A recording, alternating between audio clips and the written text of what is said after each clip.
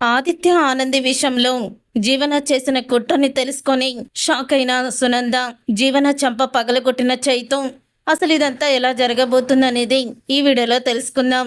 ఈ ఆదిత్య అయితే మన ఇద్దరికి జాబ్ పోయింది, ఇంట్లో డబ్బులు లేవు, అలాగే వండుకోవడానికి సరుకులు కూడా లేవు, ఏం చెయ్యాలి అని బాధపడుతున్న వేళ అప్పుడే చైతు అయితే వస్తాడు.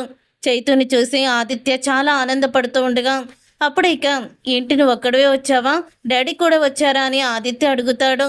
నేను ఒక్కడనే వచ్చానన్నయ్య, మీరు లేని ఆ ఇంట్లో నేను ఉండలేకపోతున్నాను, అసలు ఆ ఇంట్లో నాకు ఉండాలని అనిపించడం లేదు అని బాధపడతాడు. చైతు, మాకు కూడా అందరినీ వదిలేసుకొని ఇక్కడ ఉండడం ఏమన్నా సరదా అనుకున్నావా, మాకు అలాగే బాధగా ఉంది అని చెప్తూ ఉంటుంది ఆనంది. అప్పుడు ఇక ఆనంది అలా అన్న తర్వాత అంటూ ఉంటాడు చైతు, నేను ఈరోజు ఇక్కడే భోజనం చేసి వెళ్తాను, ఆ రోజు మా నాన్నకి మీరు భోజనం పెడితే ఇంటికి వచ్చేంతలా రుచిగా ఉండేవా అని చెప్పారు వదిన, నాకు కూడా అంతే రుచిగా ఇంకా ఎక్కువగానే ఈరోజు నువ్వు నాకు వండి పెట్టాలి అని భోజనానికి కూర్చుంటాడు చైతు. అలా భోజనానికి కూర్చున్న తర్వాత ఇక చైతు భోజనం అనేసరికి ఇక ఇద్దరు కూడా షాక్ అయిపోతూ ఉంటారు. ఏం చెయ్యాలో వాళ్ళిద్దరికీ కూడా అర్థం కాదు. ఏంటండి, చైతు ఏమో భోజనం చేయడానికి కూర్చున్నాడు, పాపం మన పరిస్థితి తెలియక నా చేతి వంటని తినాలని అనుకుంటున్నాడు, ఇప్పుడు ఏం చేద్దామండి అని అంటూ ఉంటుంది ఆనంది. ఏమో ఆనంది, అదే నాకు అర్థం కావడం లేదు అని అంటూ ఉంటాడు ఆదిత్య. ఇక ఆదిత్య అలా అన్న తర్వాత ఏంటదినా వంటగదిలో ఏం వెరైటీలు ఉన్నాయి, ఏముండావు అని లోపలికి వెళ్ళిపోతాడు వంటగదిలోకి. అలా వెళ్ళిపోయిన తర్వాత అప్పుడే ఖాళీగా ఉన్న గిన్నెలు చూసి షాక్ అయిపోతూ ఉంటాడు చైతు. ఇక ఖాళీగా గిన్నెలు ఉండడం, వంట చేయకపోవడం చూసి షాక్ అయిపోతూ ఉండగా అప్పుడు ఇక బయటికి వచ్చి ఏమైంది వదినా, వంటగదిలో ఏ పాత్రలో కూడా ఈ వండినవి లేవు పదార్థాలు, అసలు సరుకులు కూడా లేవు కదా వంటగదిలో, ఏమైంది వదినా చెప్పు వదినా అని అడుగుతూ ఉంటాడు. అప్పుడు ఇక ఆనంది తలంచుకుంటుంది. ఇక ఆదిత్య అయితే నన్ను క్షమించిరా, నేను నాతో కలిసి నా భోజనం చేద్దామని ఎంతో సంబరపడ్డావు, కానీ నీకు ఒక పూట భోజనం కూడా పెట్టలేని పరిస్థితిలో మీ అన్నయ్య ఉన్నాడు అని ఆదిత్య బాధపడుతూ ఉంటాడు.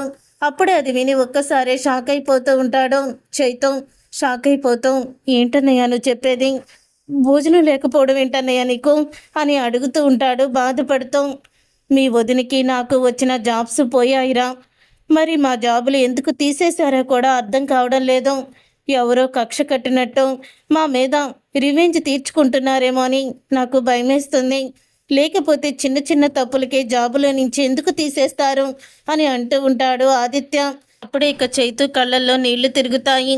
మీకు ఈ పరిస్థితి ఎందుకు వచ్చిందన్నయ్య అని అంటూ ఉంటాడు ఏడుస్తూ. చైతు, ఎందుకు బాధపడుతున్నావో, ఇప్పుడు ఏమైందని అని అడుగుతూ ఉంటుంది. కానీ నాకు ఒకే ఒక దిగులు ఉంది, మా ఇంటికి వచ్చి భోజనం చేసి తర్వాతే వెళ్తాను అని, నువ్వంటే నీకు భోజనం కూడా పెట్టలేని పరిస్థితిలో ఉన్నందుకు దానికి నాకు బాధ కలుగుతుంది అని చెప్తూ ఉంటుంది ఆనంది.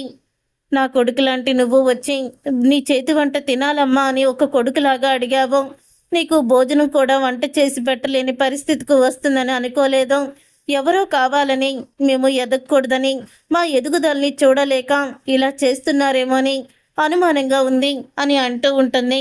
అప్పుడే ఇంకా ఆనంది. ఇంతలో ఇక చైతు అంటాడు, రా అన్నయ్య, అమ్మతో నేను మాట్లాడతాను, మనం ఇంటికి వెళ్ళిపోదాం రా వదినా అని అడుగుతూ ఉంటాడు. లేకపోతే ఇక ఇలాంటి పరిస్థితిలో మిమ్మల్ని మేము చూడలేము అని చైతు అనడంతో, లేదు చైతు, మేము మా కాళ్ళ మీద మేము నిలబడతాము, బయటికి వచ్చేసి అత్తయ్య గారితో ఛాలెంజ్ చేసినట్టే మేము గెలుస్తాము, ఇలాంటి ఎదురు దెబ్బలు జీవితంలో సర్వసామాన్యమే, కానీ ఆ ఎదురు దెబ్బల్ని తట్టుకొని ముందుకు వెళ్తేనే విజయాన్ని సాధిస్తాము, దెబ్బలు తగలకుండా సమస్య రాకుండా జీవితం ముందుకు వెళ్ళదు కదా అని ఆనంది చెప్తుంది. సరే వదిన, నీకు జాబ్ వచ్చే వరకు ఈ డబ్బు తీసుకో అని డబ్బులు ఇస్తాడు. వద్దు చైతు, ఏమీ అనుకోకు, మేము ఎవరి దగ్గర డబ్బులు తీసుకోవాలని అనుకోవడం లేదు అని చెప్తూ ఉంటుంది ఆనంది. ఇది నేనేమి మీ పరిస్థితికి జాలిపడి ఇవ్వడం లేదు వదినా, నేను అప్పు కింద ఇస్తున్నాను, మళ్ళీ నాకు అప్పు తిరిగి ఇచ్చేయండి అని అంటూ ఉంటాడు చైతు. అలా అన్న తర్వాత అప్పుడేక ఆదిత్య ఆనందిని డబ్బులు తీసుకోమని చెప్తాడు. ఇక తర్వాత ఆదిత్య వెళ్ళి మొత్తం సరుకులన్నీ తీసుకొస్తాడు. కడుపారా ఇద్దరు కూడా ముగ్గురు కూర్చొని భోజనం చేస్తారు. ఇక చైతు మాత్రం లోపల అవును వదినా, నిన్ను జాబులో తీసేసిన ఆ కంపెనీ ఏంటి అని అడుగుతాడు. అప్పుడు ఇక చెప్తూ ఉంటుంది ఆనంది కంపెనీ పేరు. చెప్పిన తర్వాత ఇక చైతు ఇంటికి వెళ్తున్నానని నేరుగా ఆనందిని ఎవరైతే జాబులో ఇంచి తీసేశారో అదే కంపెనీకి అయితే వెళ్తాడు. అప్పుడే సునంద గ్రూప్ ఆఫ్ కంపెనీకి నేను చైర్మన్ని అని చెప్తాడు. అప్పుడే ఇక చైతు వాళ్ళ కొడుకుని అనడం మానేసి చైర్మన్ అని చెప్పడంతో అందరూ కూడా చాలా అభిమానిస్తూ ఉంటారు చైతుని. మీరా చెప్పండి సార్, చెప్పండి ఏం కావాలి, మా కంపెనీకి ఎందుకు వచ్చారని అడుగుతూ ఉంటే మీరు ఆనంది అనే అమ్మాయిని జాబులోంచి ఎందుకు తీసేశారు అని అడుగుతూ ఉంటాడు.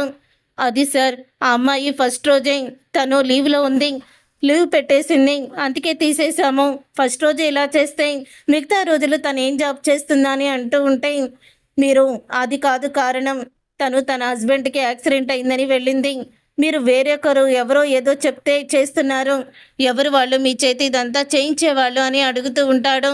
అప్పుడు ఇక ఆ మాట విని ఇక కంపెనీ ఓనర్ అయితే సార్ అది మాకు జీవన అనే ఆమె ఫోన్ చేసి సునంద్ గారి చిన్న కోడలు ఫోన్ చేసి ఆనందికి ఆ జాబు రాకూడదని చెప్పింది, అందుకని మేము కూడా తీసేశామని ఇక జీవన చేసిన కుట్రని బయట పెడతారు. తర్వాత కారు ట్రావెల్స్ వాళ్ళు ఉన్నారు కదా, వాళ్ళ దగ్గరికి అయితే వెళ్తారు. వెళ్ళిన తర్వాత జీవన అనే అమ్మాయి అతని చేత జాబ్ మాన్పించేస్తే మీకు నేను 1,00,000 రూపాయలు ఇస్తానని చెప్పింది, అందుకని ఆయన జాబ్ మాన్పించేశాడు అని అన్నీ కూడా నిజాలు తెలుసుకుంటాడు చైతు. ఇక నిజాలు తెలుసుకొని చైతు జీవన పైకి నటిస్తూ లోపల ఎంత స్వార్థంగా ఆలోచించింది, మా అన్నయ్యని వదిన్ని ఇంట్లో నుంచి బయటికి గెంటించేసింది కూడా నాకు తెలిసి తప్పకుండా జీవన అయి ఉంటుంది. ఆ రోజు మీ తమ్ముడు పెళ్ళి ఇంకా నువ్వు వెళ్ళదేంటి పుట్టింటికి అని అడిగితే అది జరుగుతుందా లేదా, అది జరిగే పెళ్ళి కాదురా అని అంటూ ఉంటుంది. జీవన మాటలు అన్నీ కూడా గుర్తు చేసుకుంటూ ఉంటాడు చైతు. ఇక గుర్తు చేసుకొని అసలు జీవనని తక్కువ అంచనా వేసి చాలా పెద్ద పొరపాటు చేశాను అని ఇంటికి వెళ్తాడు. ఇంటికి వెళ్ళి సునంద ఎదురుగుండానే ఇక జీవన చంప పగలగొడతాడు. అప్పుడు ఇక చైతు ఒక్కసారి సునంద రే నీకేమన్నా పిచ్చి పట్టిందా, ఎందుకు నువ్వు ఇలాగా జీవనని కొట్టావు అని అడుగుతూ ఉంటుంది సునంద. దీన్ని కొట్టాలా చంపేయాలా, అన్నయ్య వదిన వాళ్ళ కాళ్ళ మీద నిలబడ్డానికి బయటికి వెళ్ళారని, వాళ్ళు ఎక్కడ కూడా తిరిగినా జాబ్ రాకూడదని ఎంత దారుణంగా ఎంత స్వార్థంగా ఆలోచించిందో జీవన నీకు తెలుసా మమ్మీ అని అడుగుతూ ఉంటే అప్పుడు ఇక మాట విని ఒక్కసారే షాక్ అయిపోతూ ఉంటుంది జీవన. మరి సునంద కూడా అప్పుడు ఇక సునంద అసలు వాళ్ళకి జాబ్ రాకుండా నువ్వెందుకు చెయ్యాలనుకున్నావని అడుగుతూ ఉంటుంది జీవనని. అప్పుడు ఇక జీవన అంటే ఎక్కడ జాబ్ రాకపోతే బావగారు ఇంటికి తిరిగి వచ్చేస్తారేమో అని నేను ఆశతోనే ఇలా చేశాను అత్తయ్య, అంతే తప్ప వాళ్ళని బాధ పెట్టాలని కాదు అని అంటూ ఉంటుంది జీవన. అప్పుడు ఇక అంటూ ఉంటుంది సునంద, చూడు జీవన, నీ సొంత నిర్ణయాలు నువ్వు తీసుకోకు, నువ్వు ఇదంతా చేసే ముందు నాకు చెప్పాలని తెలీదా అని అడుగుతూ ఉంటుంది సునంద. అలా అడిగిన తర్వాత అప్పుడే అంటే అత్తయ్య గారు బావగారు గురించి అని అనగానే చైతు మరొక చెంప పగలగొడతాడు. నీ మాటలు మా అమ్మ వింటుందేమో, నేనైతే వినను. మా అన్నయ్య జాబు మా అన్నయ్యకి రావాలి, మా వదిన జాబు మా అన్నయ్యకి రావాలి, అప్పుడే నేను క్షమించేది అని చైతు అయితే చెప్తాడు. ఇక ఆ మాట విని షాక్ అయిపోతూ ఉంటుంది జీవన. చైతు చెప్పినట్టు చెయ్యి జీవన, వాళ్ళు టాలెంట్కి సరిపడా జాబుల్ని వెతుక్కోనివ్వు అని చెప్తూ ఉంటుంది సునంద కూడా. చూసారుగా ఫ్రెండ్స్, రాబోయే కథలో ఖచ్చితంగా ఇలాగే జరగబోతుంది. మరి ఇలాగే జరగాలని మీరైతే కోరుకుంటున్నారా? అయితే వీడియోని తప్పకుండా లైక్ చేసి ఛానల్ని సబ్స్క్రైబ్ చేసుకొని పక్కనే ఉన్న గంట సింబల్పై ఆల్ని క్లిక్ చేయండి. అప్పుడే మేము పెట్టే ప్రతి వీడియో మీరు మిస్ కాకుండా చూసేవచ్చు.